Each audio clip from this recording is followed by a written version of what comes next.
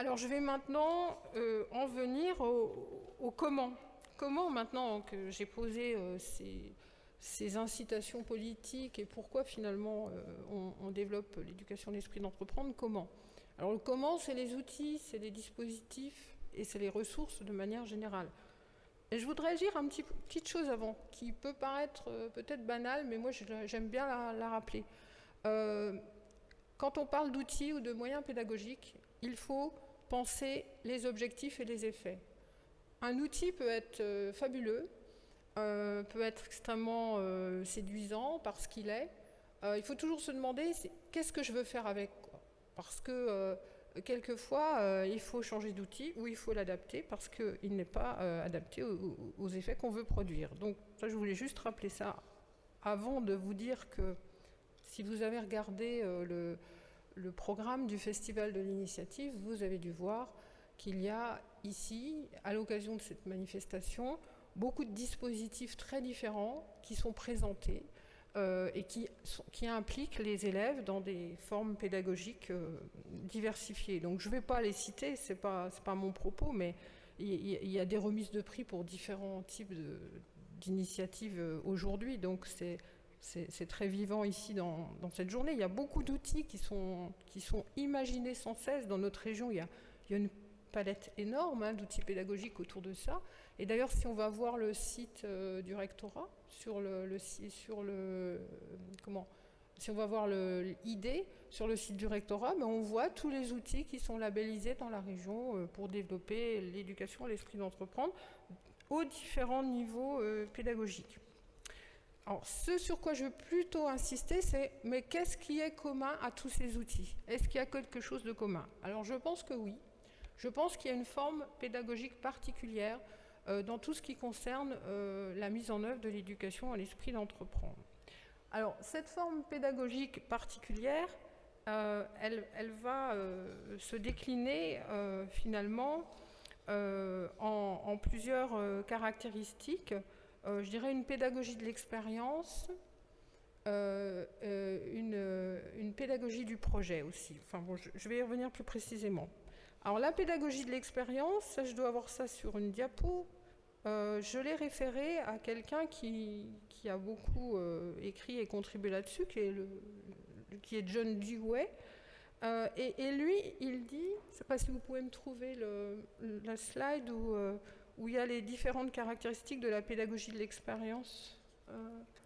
C'est après, je pense. Voilà, c'est ça. Donc ça, c'est les caractéristiques de la pédagogie de l'expérience selon John Dewey.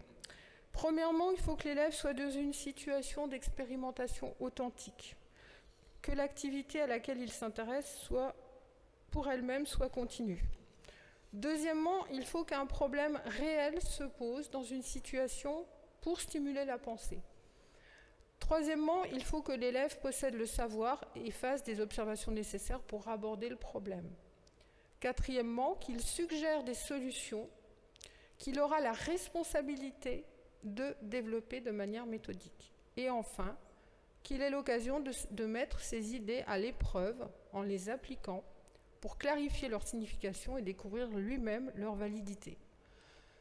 Ces quelques caractéristiques, quand on lit les auteurs qui ont travaillé sur les formes pédagogiques associées à l'éducation à l'esprit d'entreprendre, on voit bien qu'elles sont récurrentes. On voit bien, on pourrait ici effectivement analyser les différents dispositifs qui existent. Nous, on a beaucoup travaillé sur les mini-entreprises, mais il y a toutes sortes d'autres dispositifs. On va retrouver ces caractéristiques d'une pédagogie de l'expérience à la Dewey. Donc c'est une formation par l'action, par l'engagement dans les activités en situation. Et finalement, dans ce principe, les apprentissages résultent d'une confrontation à l'expérience effective du montage d'une activité dans laquelle l'apprenant s'engage. Donc il y a passage à l'acte et il y a ce qu'on appelle le processus d'apprendre des situations auxquelles on est confronté. Alors, autre principe des pédagogies de l'éducation à l'esprit d'entreprendre, c'est l'ouverture de l'école sur la société, sur le monde extérieur, on va dire. Ça, c'est... Je ne vais pas trop insister là-dessus, parce que ça serait un peu long, mais c'est quand même un débat récurrent dans la société française que de savoir si l'école doit être fermée ou ouverte sur l'extérieur. Débat récurrent, y compris chez les grands penseurs de l'éducation. Hein. Si vous regardez Alain, le philosophe Alain, il disait que il fallait une rupture, l'école devait être close et qu'elle devait constituer une préparation indirecte à l'apprentissage de la vie. Et le sociologue Pierre Bourdieu dit que notre école est une institution scolastique où celui qui apprend est séparé et protégé des impératifs et des urgences de la vie ordinaire. Évidemment, si on regarde ce que c'est que l'éducation esprit d'entreprendre et tous les dispositifs pédagogiques associés, on n'est pas du tout sur cette logique. C'est vraiment une pédagogie qui est une pédagogie dans la logique de l'ouverture de l'école sur la société, du tissage de relations entre l'école et l'entreprise, et les entreprises, je vais revenir, et qui remet en cause ce principe de mettre les jeunes à l'écart de l'expérience de la vie quotidienne et de la vie active. Alors j'avais dit les entreprises. Alors, une petite parenthèse, j'y tiens énormément. C'est presque militant dans mon propos.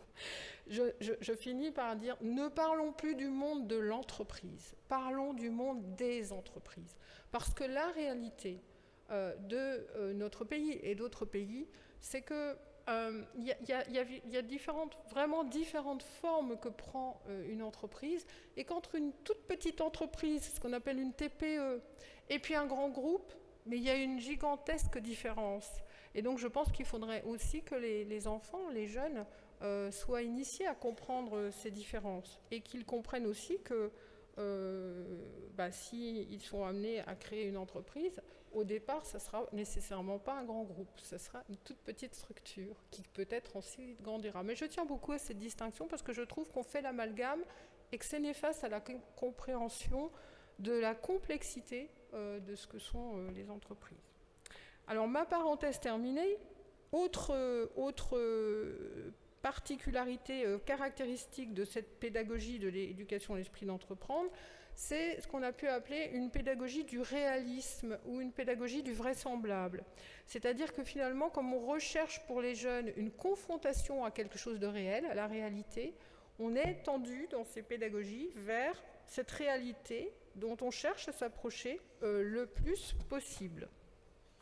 Par différents moyens, ça peut être la simulation d'entreprise, un serious game, l'écoute d'un témoignage, mais l'idée est bien de s'approcher de la réalité.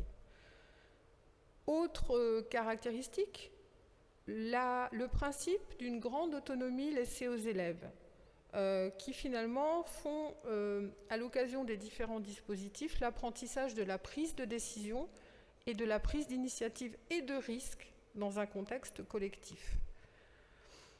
Et puis, alors là, c'est peut-être là que je vais insister un peu plus, parce que le titre de la conférence, globalement, là, de notre rencontre, avait été mis sous le signe de la pédagogie du projet au départ. Cette éducation à l'esprit d'entreprendre, elle est véritablement une pédagogie du projet, même une pédagogie du problème, on pourrait dire. C'est-à-dire que les problèmes et les projets à solutionner nécessitent que les élèves aillent chercher les ressources dans l'ensemble des connaissances disponibles, et que les enseignants et les élèves s'inscrivent dans ce qu'on appelle une pédagogie du projet.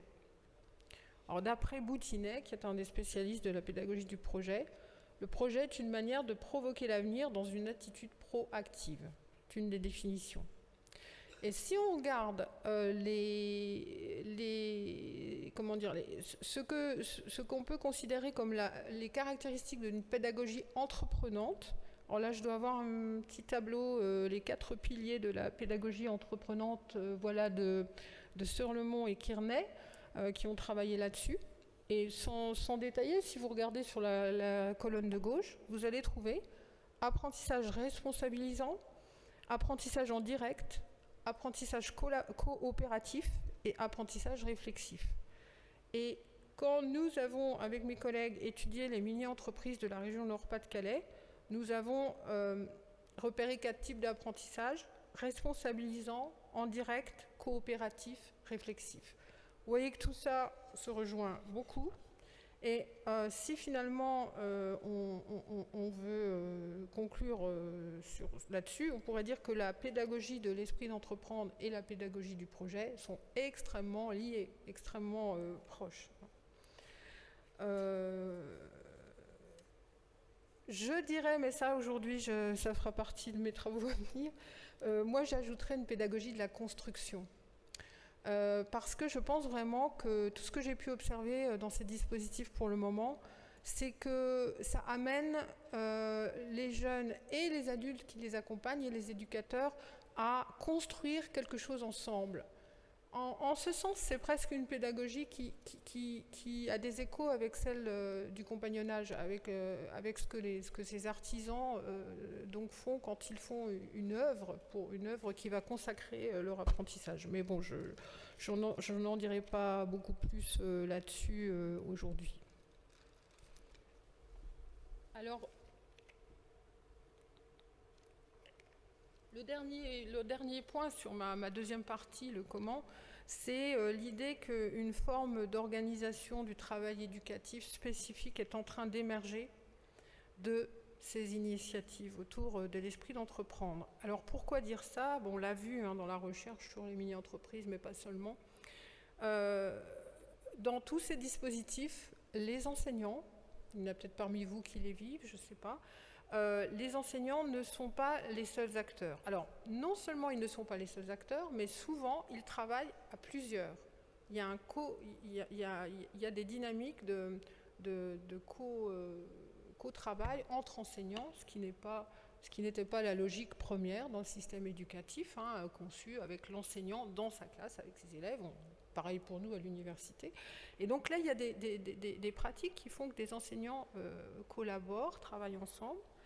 Des pratiques qui font que les enseignants ne sont pas les seuls acteurs de ces dispositifs et qu'ils travaillent, alors on le voit très très bien sur notre région, avec ce qu'on appelle souvent un écosystème entrepreneurial ou de la simulation de l'esprit d'entreprendre, une diversité d'acteurs dans la région qui ne sont pas des acteurs de l'éducation nationale, mais qui travaillent en collaboration avec les professionnels de l'éducation nationale pour concevoir, animer, voire évaluer les dispositifs qui sont mis en place.